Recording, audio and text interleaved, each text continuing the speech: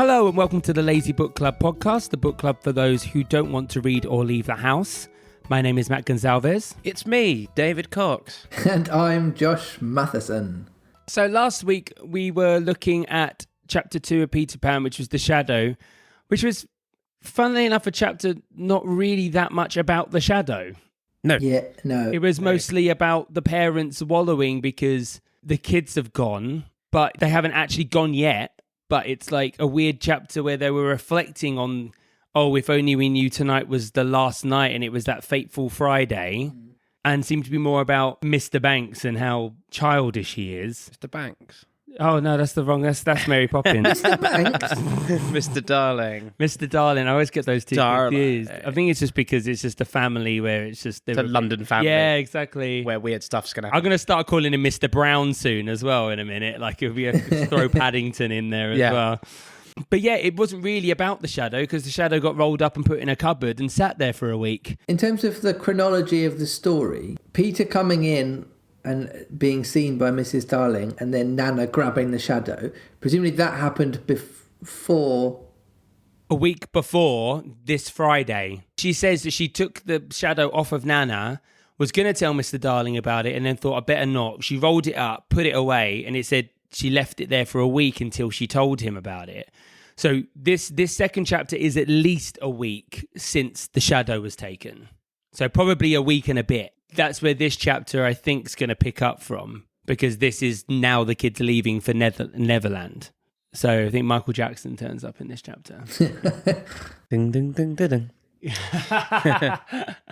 He moonwalks down from the stars, straight through the doors. I hope someone more He of was the the star stars. that was like, no, Peter! Yeah. Now, Peter. Can we make Peter Pan Michael Jackson? Can you do a Michael Jackson impression? Please don't make me do that. Wendy. You're going to have to hear that for an entire book. So let's be careful. Yeah, I know. I have another idea, but I'm going to wait for Peter to I believe arrive. that this chapter's called Jamon Away, right?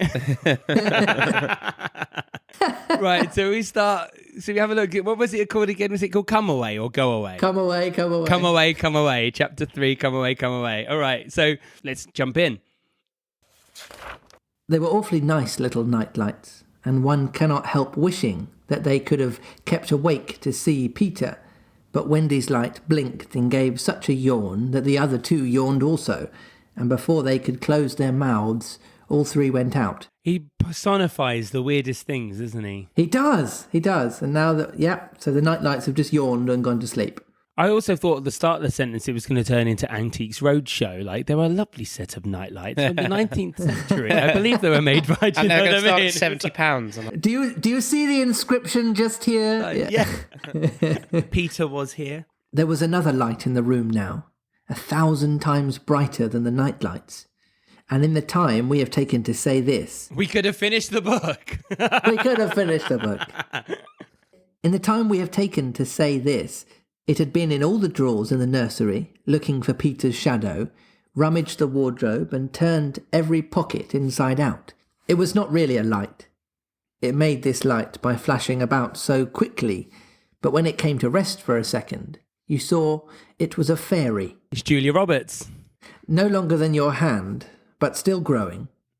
It was a girl called Tinker Bell, exquisitely gowned in a skeleton leaf, cut low and square, through which her figure could be seen to the best advantage. It seems a little unnecessary for a children's book. It is. We don't need Her the fairy to be low-cut sexy. leaf. No. Showing off her figure. I mean, she could A be like... low-cut see-through leaf. There's nothing wrong with saying like beautiful and like otherworldly, but doing like, oh, I could see through it. Yeah. It really showed off her Weird. It's figure. like J M Barrie having a little bit of she's an got erotic fantasy. lovely Fairy. ankles. Because that's the sort of stuff they used to talk about in those times, isn't it? Lovely ankles. Yeah, Oh, that's her mostly it. collarbones. Yeah. You're like, what? She's got the most beautiful nape. elbows I've Yeah, ever seen. they always go on about, it's her long neck. So you're dating a swan. It's weird. She was slightly inclined to embonpoint, plump hourglass figure.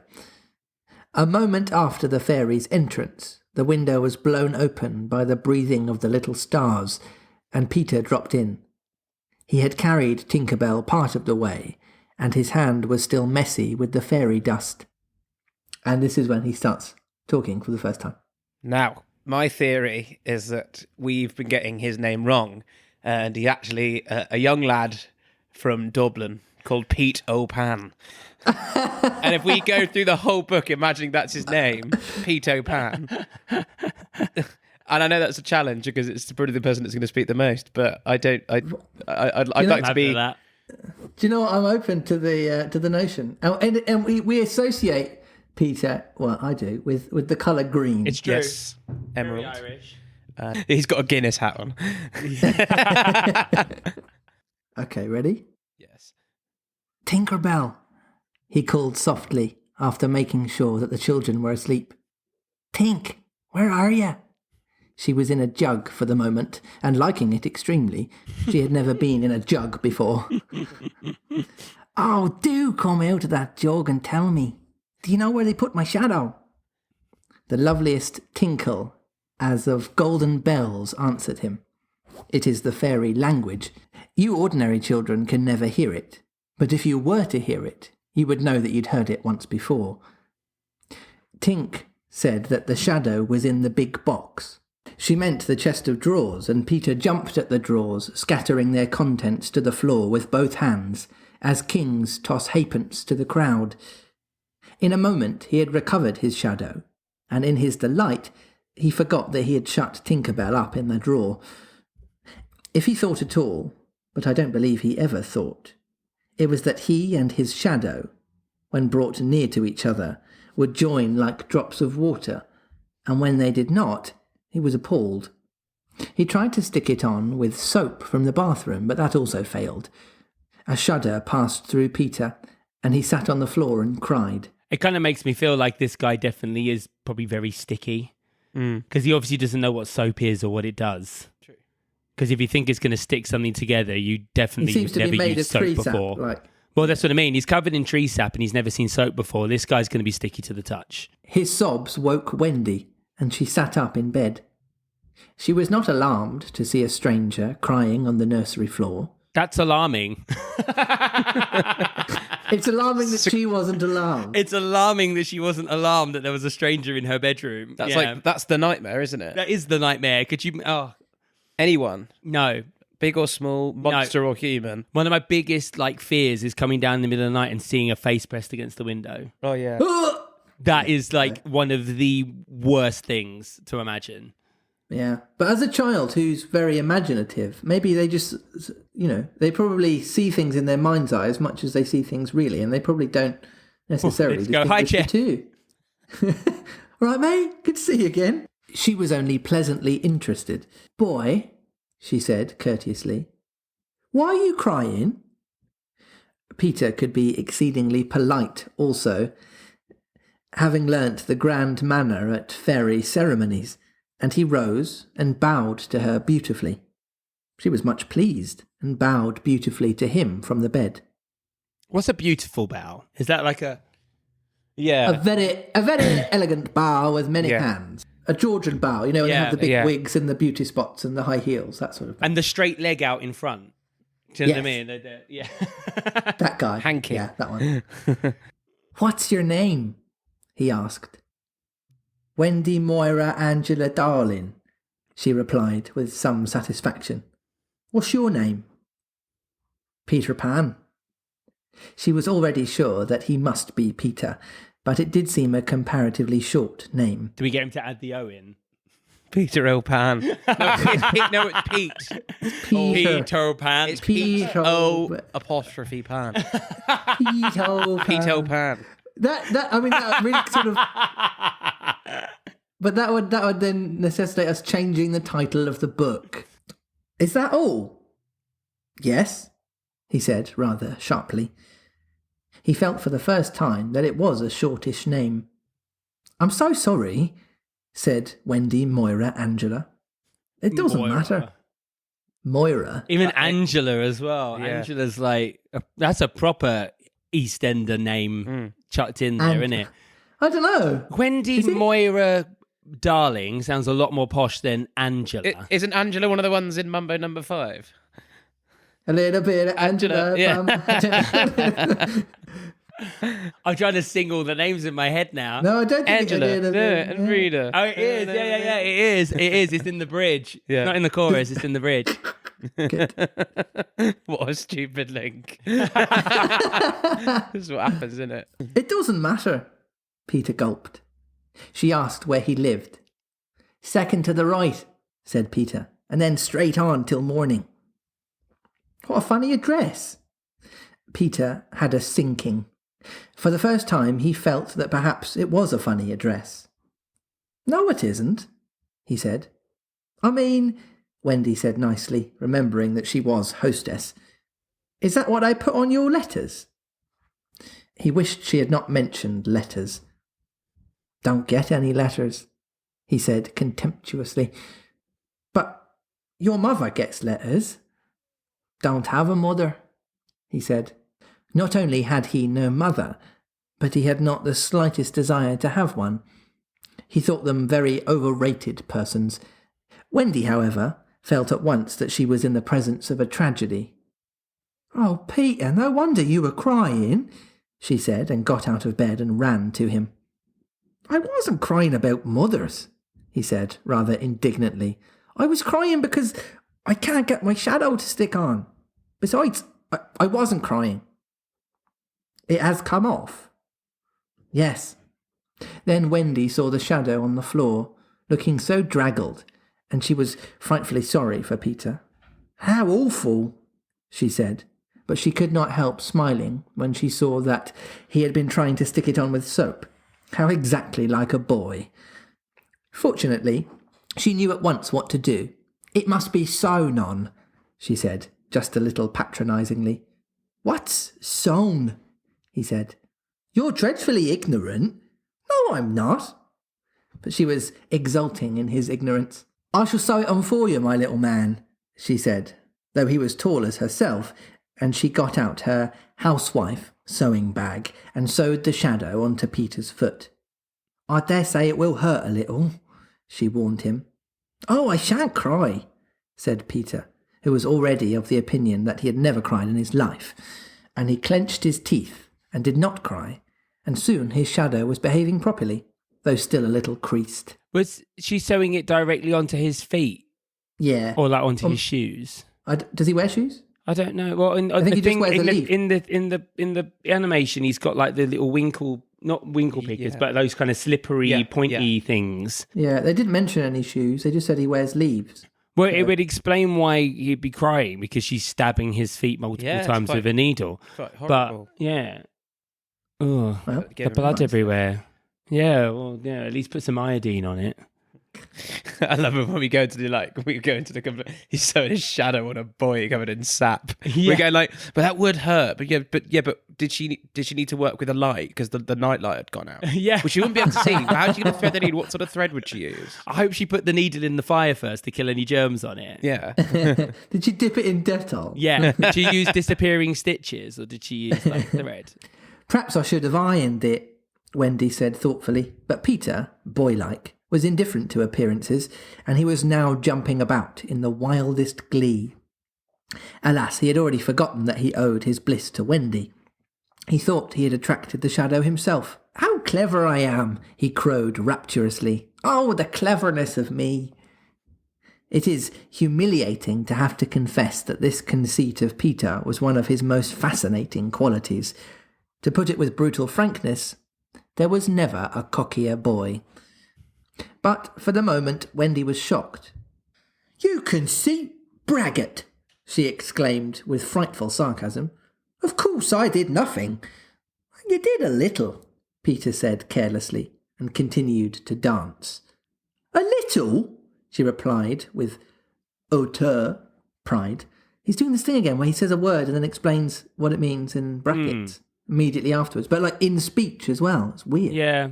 It's kind of like they almost don't like the fact they're writing for kids because they want to use fancy words that they don't understand. Maybe it was like almost like an expectation of authors to educate children on new vocabulary, you know? Yeah. Right. They did that. Is it... I think it was in, what was the Lemony Snicket series of unfortunate events? Yes, he'd always that. go, which here means... Yeah. da-ba-da-ba-da-ba-dum. Yeah. But Like- it's also Right. because he'd use it in like metaphors, or he'd use idioms. Like Yeah. he'd use an idiom and then explain to kids what it means. Right, And then he'd yeah, often have a literal situation of that, and then as well as the idiom situation of what it means. If I'm no use, I can at least withdraw. And she sprang in the most dignified way into bed and covered her face with the blankets. To induce her to look up, he pretended to be going away, and when this failed, he sat on the end of the bed and tapped her gently with his foot. "Wendy," he said, "don't withdraw. I can't help crowing, Wendy, when I'm pleased with myself." Still, she would not look up, though she was listening eagerly. "Wendy," he continued, in a voice that no woman has ever yet been able to resist. So Peter Pan's a player. Absolutely, apparently. "Wendy, one girl is more use than 20 boys." Now, Wendy was every inch a woman, though there was not very many inches, and she peeped out of the bedclothes. "Do you really think so, Peter?" "Yes, I do." "I think it's perfectly sweet of you," she declared. "And I'll get up again." And she sat with him on the side of the bed. She also said that she would give him a kiss if he liked, but Peter did not know what she meant, and he held out his hand expectantly. I wish it was like, you know, how a king would do it to like pay respect. Kiss my hand. "Yes, go ahead." He held go out ahead. a ring. I mean, I have a feeling it was the Oliver Twist Yeah. hold out instead. Yeah. "Please, sir, can I have a kiss?" Yeah, which makes it slightly more pathetic. "Surely you know what a kiss is?" she asked, aghast. "Well, I shall know when you give it to me," he replied stiffly. And not to hurt his feelings, she gave him a thimble. "Now," said he, "shall I give you a kiss?" And she replied with a slight primness, "If you please." She made herself rather cheap by inclining her face toward him, but he merely dropped an acorn button into her hand, so she slowly returned her face to where it had been before, and said nicely that she would wear his kiss on the chain around her neck. It was lucky that she did put it on that chain, for it was afterwards to save her life. Thimbles must have been very popular at this time, because there's thimbles mentioned in Alice's Adventures in Wonderland as well, wasn't it? Do you remember? She gave it as a prize. Oh, yeah. It was given to her as a prize for the Caucus caucus race. Well, they are collectibles. But he's given her an acorn in return, which is nice. Or an acorn button, wasn't it? Or something? But it says an acorn button, so that's just the little cap at the top, right? Oh, Peter Pan did not give Wendy an acorn, but an acorn button. Okay, yeah, let's find out what that means then. Oh, it's just taking me to a Pinterest thing of loads of acorn buttons. Do you know what we're wasting time? Imagine the person that makes a Pinterest of acorn buttons. What? Too much time on your hands. Yeah. What are you up to, love? Oh, I was doing my Pinterest. I found a nice one. Yeah. I've got one follower. When people in our set are introduced, it is customary for them to ask each other's age, and so Wendy, who always liked to do the correct thing, asked Peter how old he was. It was not really a happy question to ask him. It was like an examination paper that asks grammar, when what you want to be asked is Kings of England. "I don't know," he replied uneasily, "but I am quite young." He really knew nothing about it. He had merely suspicions, but he said, at a venture, "Wendy, I ran away the day I was born." Wendy was quite surprised, but interested, and she indicated in the charming drawing-room manner, by a touch of her nightgown, that he could sit nearer her.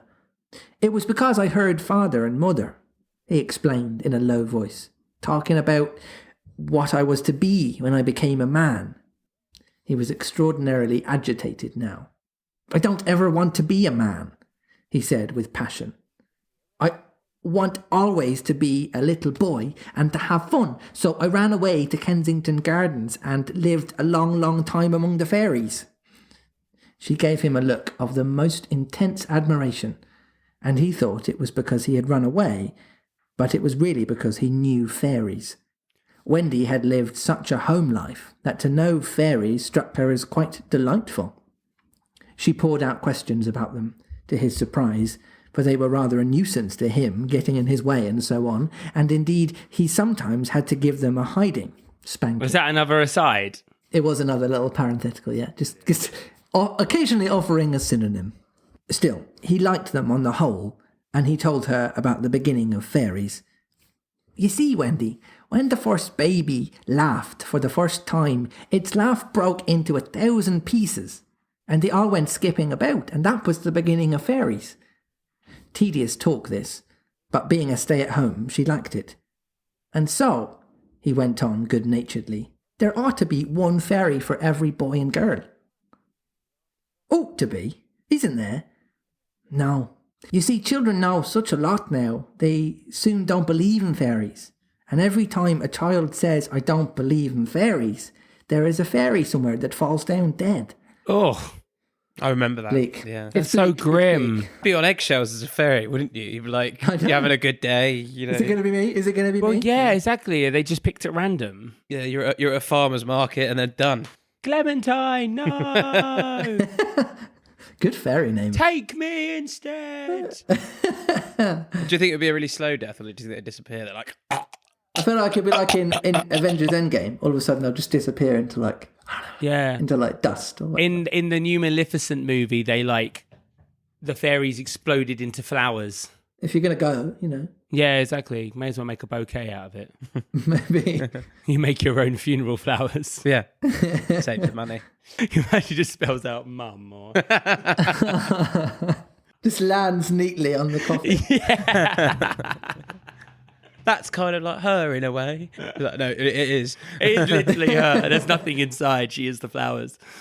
Really, he thought they had now talked enough about fairies, and it struck him that Tinkerbell was keeping very quiet. I can't think where she's gone to, Dead. he said. Yeah. rising. When Yeah, he 'cause he killed said her by it, not didn't he? believing. Yeah, Jimmy. But he said the thing you're not supposed to Yeah. say. He said, I don't believe in Yeah, fairies. Jimmy and Solihull just said it, so that's her gone. It's Jimmy and Solio. He called Tink by name. Wendy's heart went flutter with a sudden thrill. Peter, she cried, clutching him. You don't mean to tell me that there's a fairy in this room? Well, she was here just now, he said a little impatiently. You don't hear her, do you? And they both listened. The only sound I hear, said Wendy, is a little tinkle of bells. Well, that's Tink. That's the fairy language. I think I hear her too. So she's just named after the sound that she makes. I guess so. Tinkerbell, or in Irish, think a bell. What does it sound like? What does it sound like? I Peter? think about. I think about. I think a bell. That's always going to be a thing now, isn't it? Hilarious. See, another way that it's shoehorned into It's so good. The sound came from the chest of drawers, and Peter made a merry face. No one could ever look quite so merry as Peter, and the loveliest of gurgles was his laugh. He had his first laugh still. Wendy, he whispered gleefully, I do believe I shut her up in a drawer. He let poor Tink out of the drawer, and she flew about the nursery screaming with fury. You shouldn't say such things, Peter retorted. Of course, I'm very sorry, but how could I know that you were in the drawer?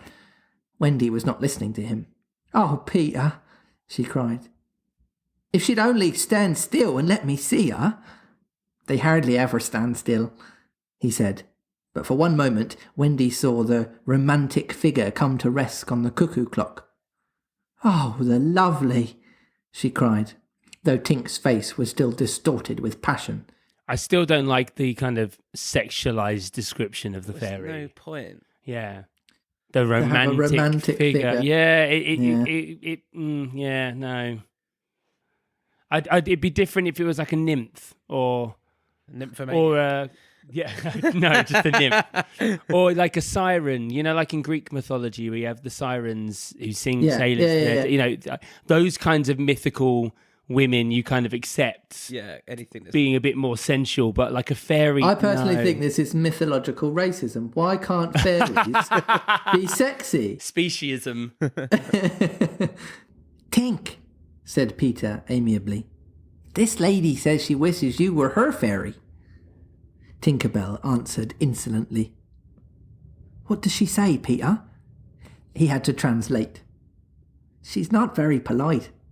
She says you're a great, huge, ugly girl and that she is my fairy. I'd love it. That's not what she's saying. Peter Pan's just been around. He tried to argue with Tink. You know, you can't be my fairy, Tink, because I am a gentleman and you are a lady. To this, Tink replied in these words. Oh, she replies in words, so she does need to have a voice, I guess. Can you sing it in the tune of a doorbell? Each word is yeah. Okay. And every time there's a comma you say ding, and every time there's a full stop you say dong.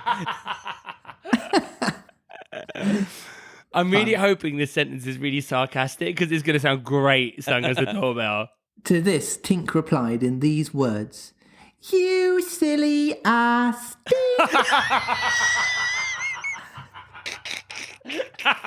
Yay! I love that Josh knew that was coming too. Oh, brilliant. And with that, disappeared into the bathroom. She's quite a common fairy, Peter explained apologetically. She's called Tinkerbell because she mends pots and kettles. Tinker equals a tin worker. Similar to Cinder plus L, you get Cinderella. They were together in the armchair by this time, and Wendy plied him with more questions. If you don't live in Kensington Gardens now, well, sometimes I still do. But where do you live mostly now? With the Lost Boys. Who are they? They are the children who fall out of their perambulators when the nurse is looking the other way. If they are not claimed in 7 days, they're sent away to Neverland to defray expenses. I'm captain. What fun it must be. Yes, said cunning Peter, but we are rather lonely. You see, we have no female companionship. Are none of these of us girls? Oh no, girls, are much too clever to fall out of their prams. This flattered Wendy immensely. I think, she said, it is perfectly lovely the way you talk about girls. John there just despises us. For reply, Peter rose and kicked John out of bed, blankets and all, one kick. This seemed to Wendy rather forward for a first meeting, and she told him with spirit that he was not captain in her house. However, John continued to sleep so placidly on the floor that she allowed him to remain there. And I know you meant to be kind, she said, relenting, so you may give me a kiss. For a moment, she had forgotten his ignorance about kisses. I thought you'd want it back, he said, but a little bitterly, and offered to return her the thimble. Oh dear, said the nice Wendy. I don't mean a kiss, I mean a thimble. What's that? It's like this. She kissed him. She's so forward. Funny, said Peter gravely. Now, shall I give you a thimble? If you wish to, said Wendy, keeping her head erect this time. Peter thimbled her, and almost immediately she screeched. What is it, Wendy? It was exactly as if someone were pulling my hair. That must have been Tink. I never knew her so naughty before. And indeed, Tink was darting about again, using offensive language. I enjoyed the verb thimbled. Yeah. Thimbled her. Thimbled her. That sounds very suggestive. Is Tinkerbell jealous? Yes. Of the other Definitely female? jealous. Yeah. She's got to be. She says she will do that to you, Wendy, every time I give you a thimble. But why? Why, Tink? Again, Tink replied, You silly ass. Just makes us seem incredibly slow. She has a monologue. Peter could not understand why, but Wendy understood, and she was just slightly disappointed when he admitted that he came to the nursery window not to see her, but to listen to stories. You see, I don't know any stories. None of the Lost Boys know any stories. How perfectly awful. Wendy said. Do you know, Peter asked, why swallows build in the eaves of houses? It's to listen to the stories. Oh, Wendy, your mother was telling such a lovely story. Which story was it? About a prince who couldn't find the lady who wore a glass slipper. Peter, said Wendy excitedly, that was Cinderella, and he found her and they lived happily ever after. Peter was so glad that he rose from the floor where they had been sitting and hurried to the window. Where are you going? She cried with misgiving. To tell the other boys. Don't go, Peter, she entreated. I know such a lot of stories. Those were her precise words, so there can be no denying that it was she who first tempted him. He came back, and there was a greedy look in his eyes now, which ought to have alarmed her, but did not.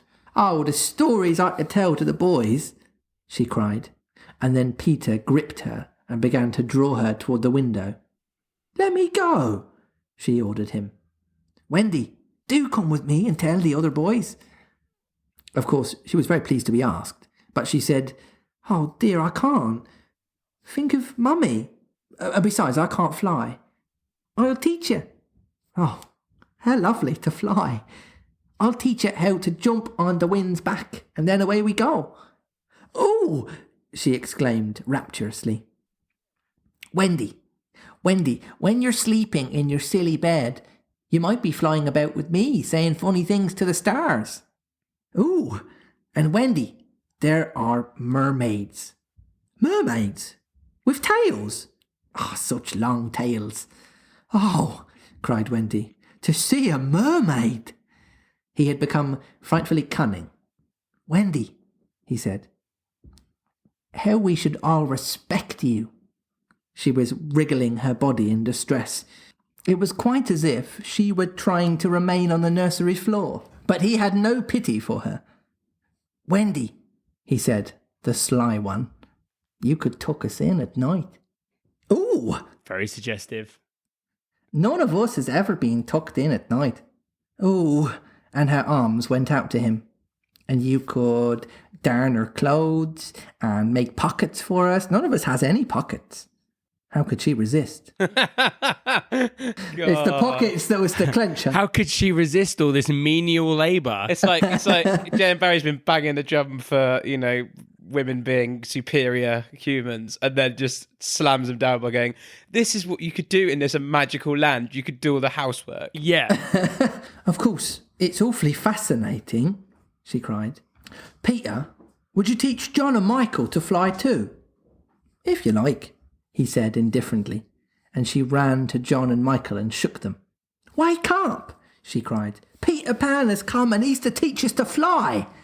John rubbed his eyes. Then I shall get up, he said. Of course, he was on the floor already. Hello, he said. I am up. Good. Michael was by this time also looking as sharp as a knife with 6 blades and a saw, but Peter suddenly signed silence. Their faces assumed the awful craftiness of children listening for sounds from the grown-up world. All was as still as salt. Then everything was right. No, stop, everything was wrong.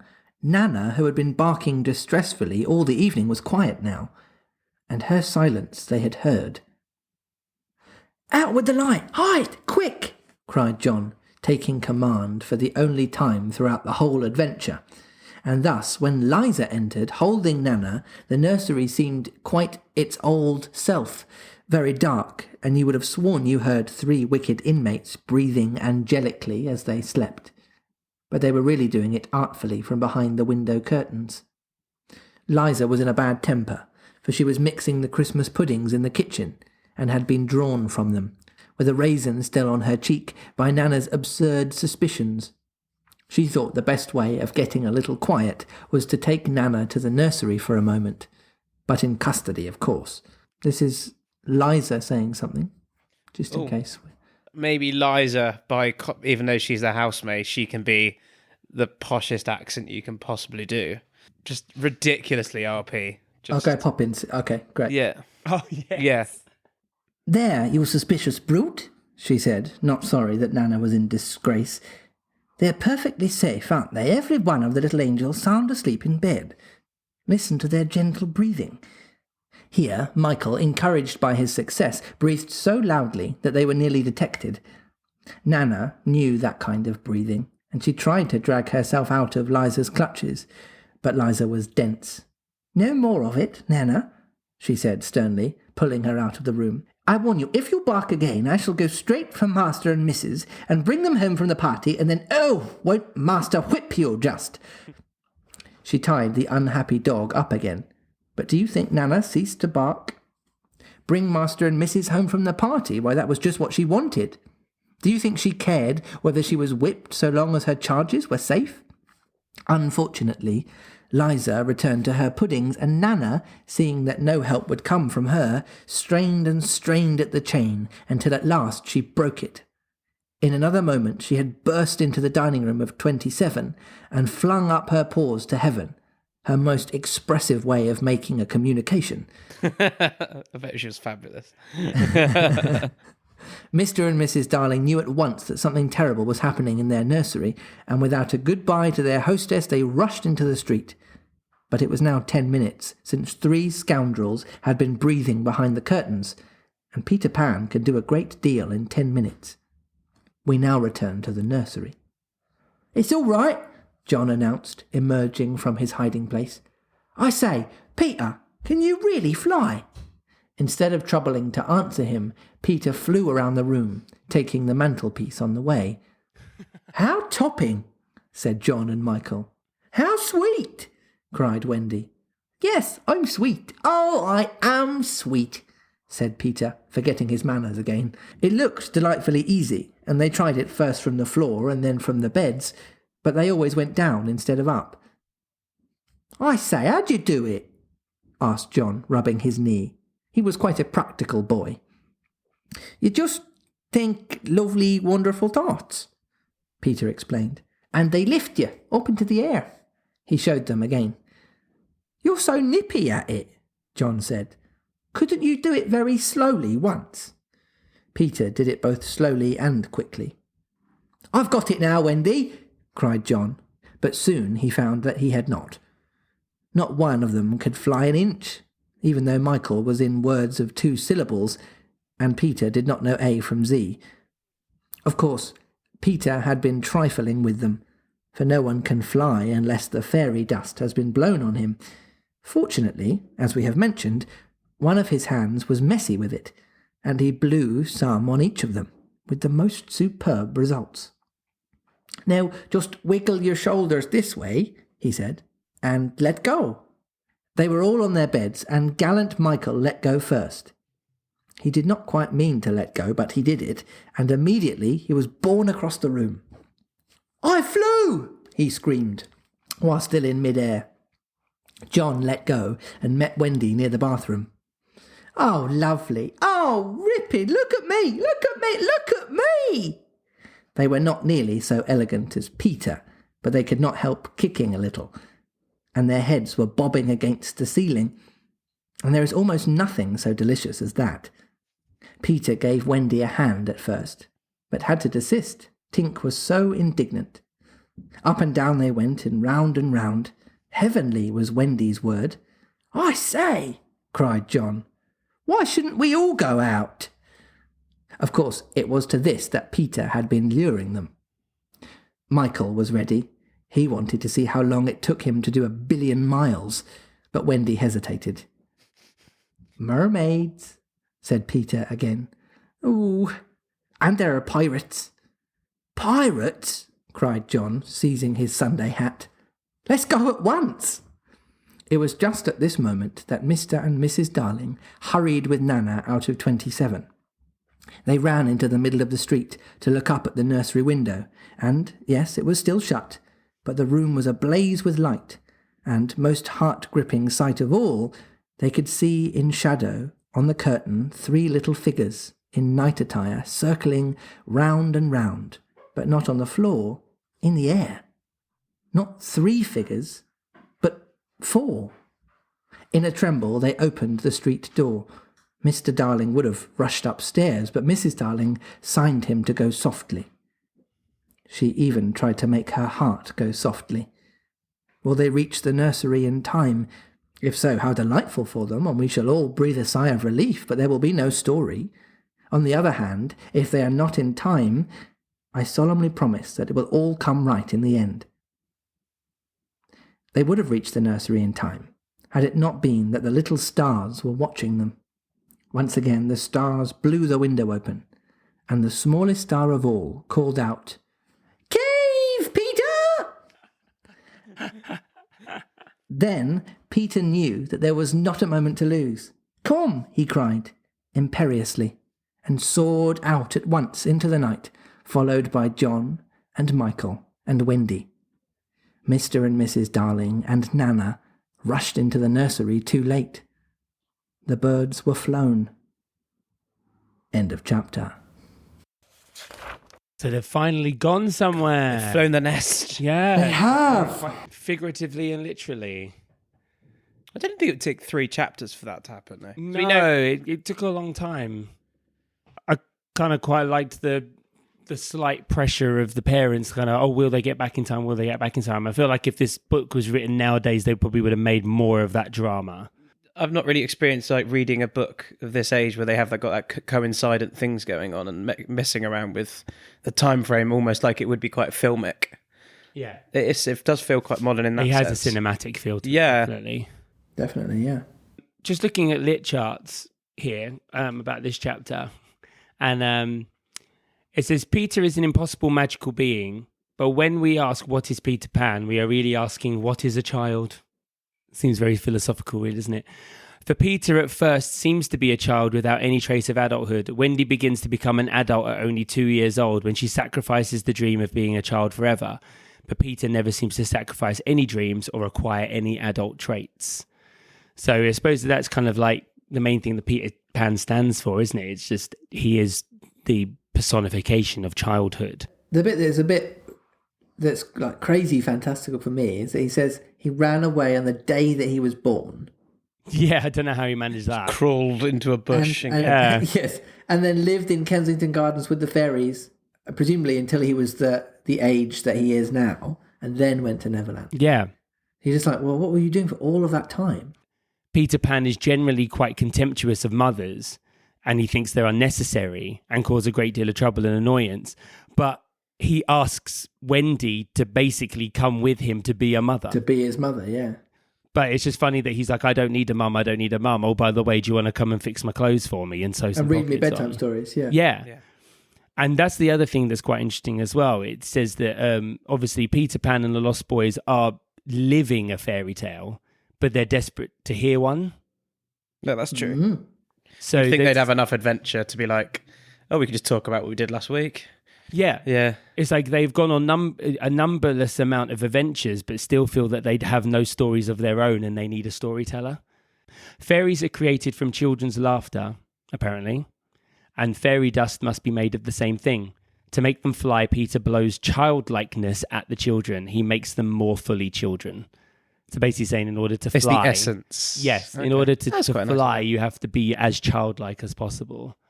I mean, I'm quite excited. I'm quite excited about where they're going to end up in the next chapter because they've finally left the real world. So I'm hoping that this is where the fantasy begins to really... Whirlwind journey. And it's until morning, so there'll be a few hours. Yeah. I mean, hopefully we won't just get a really, really boring kind of mundane description of I don't know how it could be boring. They're flying into the stars. No, I know, but it could just be like, we flew for 6 hours in this direction and we turned left at Derby or whatever. Derby. I'd love that. Do you want to know Yes. what the title of chapter 4 is? Yes, go for it. The Flight. Oh, well, there you go. You're going to get exactly what you were hoping you wouldn't get. They're Maybe going it'll be more entertaining than you hope. They're going to watch a cut-down version of Bohemian Rhapsody and eat some questionable food. Yeah, exactly. So if you've got any comments or any thoughts about the chapter, you can email us on thelazybookclub@gmail.com. Or you can contact us on Twitter @LazyBookClubPod. Or on Instagram @LazyBookClubPod. So I suppose this opportunity just to say, see you next week. Dong.